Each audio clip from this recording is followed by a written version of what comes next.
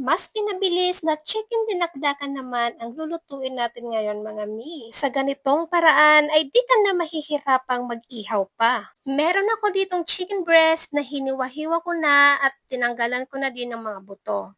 Nilagyan ko na din yan ng asin, paminta at garlic powder pampalasa ng manok natin. Then i-massage natin tong manok para naman magpantay yung mga pampalasa na nilagay natin. At pagkatapos po niyan ay atin na po itong iprito.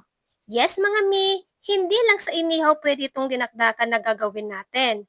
Pwedeng-pwede siya sa prito mga mi. Kaya naman, nang makita ko to na pwede pala, ay di na ako nagpatumpik-tumpik pa. At pagluto na ang ating manok, ay pwede na natin tong hanguin at palamigin. Dito naman ay gumawa muna tayo ng wet ingredients natin.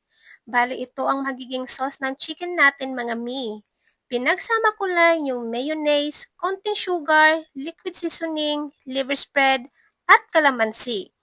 Then, haluin lang natin hanggang mag-well combine ng ating mga pampalasa. Nilagay ko na sa bowl yung mga hiniwa nating manok, then isa-isa ko nang nilagay yung mga sangkap na hinanda natin kanina. Nilagyan ko lang to ng sibuyas na pula at luya.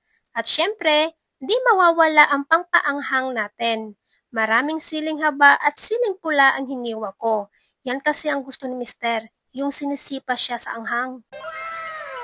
Then, ibuhos na natin yung ginawa nating sauce kanina. Sa itsura at amoy pa lang mga mi ay sobra na akong natatakam. Kaya try nyo na din to mga mi. Promise, hindi kayo magsisisi. Haluin lang natin ng maayos para naman mas kumapit yung mga pampalasa natin sa manok. At eto na mga mi, ready to serve na ang ating napakasarap na chicken dinakdakan. Paniguradong mapaparami na naman tayo ng kanin nito mga mi. Maraming salamat sa panonood. Bye-bye!